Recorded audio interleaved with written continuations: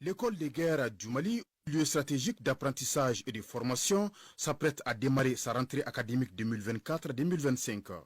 La cérémonie marquant la rentrée solennelle de la 4e promotion de l'école a été certes sobre, mais pleine de signification. Créée en 2021 grâce à la volonté des plus hautes autorités du pays, l'école de guerre du Mali poursuit sa marche en avant et prend d'année en année de nouvelles dimensions.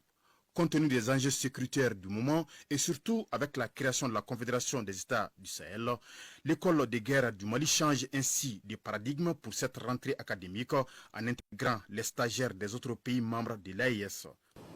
En décidant de placer l'année académique sous ce titre, nos autorités militaires indiquent clairement à vous, auditeurs de la 4e promotion de l'école, toute votre responsabilité dans la consolidation de la collaboration sécuritaire au sein de notre confédération.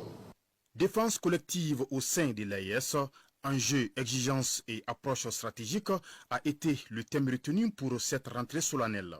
Cette thématique d'actualité répondant aux aspirations du peuple de l'AES a été idéalement exposée par les directeurs des centres d'études stratégiques de l'espace AES. En 2021, les 3 centres ont pu contribuer aux côtés des parlements et des gouvernants à l'élaboration des stratégies. Nous sommes très fiers de l'ouverture de l'école de guerre du Mali. Je pense que le Burkina Faso ouvrira peut-être prochainement son école de guerre. Et je dis pourquoi pas une école de guerre à moyen ou long terme de l'AES. Les défis sécuritaires que nous connaissons, nous ne pouvons pas les vaincre si nous ne sommes pas unis.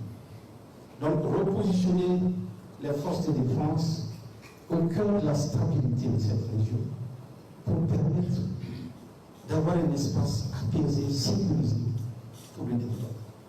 Tout comme les précédentes promotions, cette année également, 25 officiers supérieurs composés des Maliens, des Burkinabés et des Nigériens seront formés pour être capables d'exercer les responsabilités de haut niveau avec une vision prospective sur les enjeux sécuritaires.